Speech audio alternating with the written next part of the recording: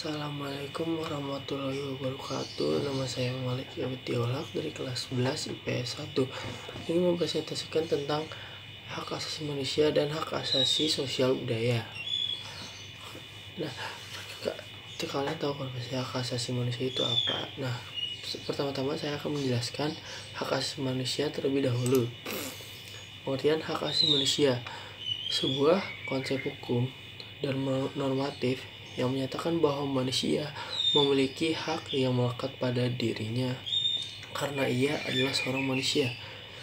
Hak asasi manusia berlaku kapanpun, dimanapun, dan kepada siapapun, sehingga sifatnya universal. Hak asasi manusia pada prinsipnya tidak dapat dicabut. Yang kedua, ada pengertian hak asasi sosial budaya.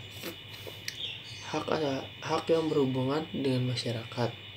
Hak ini memberikan kebebasan kepada seseorang untuk menentukan, memilih, dan mendapatkan pendidikan, mendapatkan pengajaran, hak untuk mengembangkan budaya yang sesuai dengan bakat dan minat. Aturan hukum yang mengatur hak asasi sosial budaya.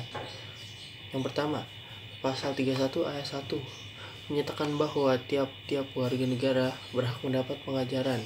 Yang kedua, Pasal 31 ayat 2 menyatakan bahwa pemerintah mengusahakan dan menyelenggarakan satu sistem pengajaran nasional yang diatur dengan undang-undang.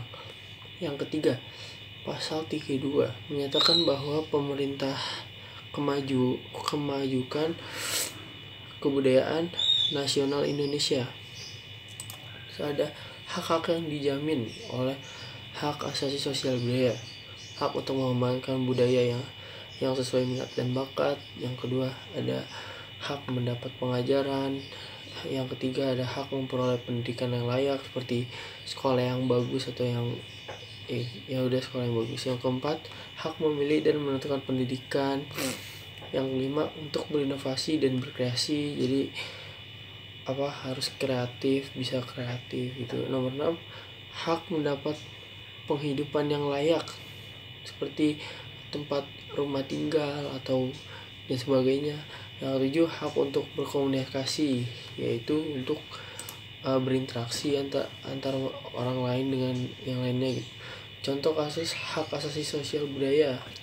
Ini ada kasus-kasusnya, contoh-contohnya seseorang yang tidak tahu budaya daerah tempatnya berkunjung memberitahu teman-temannya informasi kebudayaan yang salah dengan sengaja.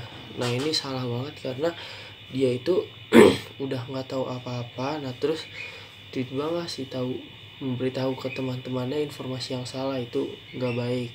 Terus yang kedua, seorang yang membuat kericuhan di gereja pada saat waktu sembahyang para orang Kristen. Nah, ini juga nggak boleh banget. Ini membuat kericuhan di gereja ini itu sedang ibadah kan ya, kasihan orang, itu juga nggak boleh. Yang ketiga, seorang yang memaksa untuk membuka hijab perempuan muslim di tempat umum, apalagi ini kan orang muslim wanita untuk menutup aurat itu, terus ada orang yang memaksa membuka hijabnya, itu nggak boleh. Terus upaya supaya tidak terjadi pelanggaran, mewujudkan sikap saling menghormati dalam pelaksanaan hak asasi manusia yang sesuai dengan nilai-nilai Pancasila. Yang kedua, menghargai hasil karya orang lain. Yang ketiga, mencintai tanah air dan bangsa. Yang keempat, dengan menerima perbedaan orang lain seperti ras, suku. Yang kelima, mempunyai sikap saling toleransi antara orang lain. Sepertinya presentasi saya sampai di sini saja. Mohon maaf bila ada kesalahan. Assalamualaikum warahmatullahi wabarakatuh.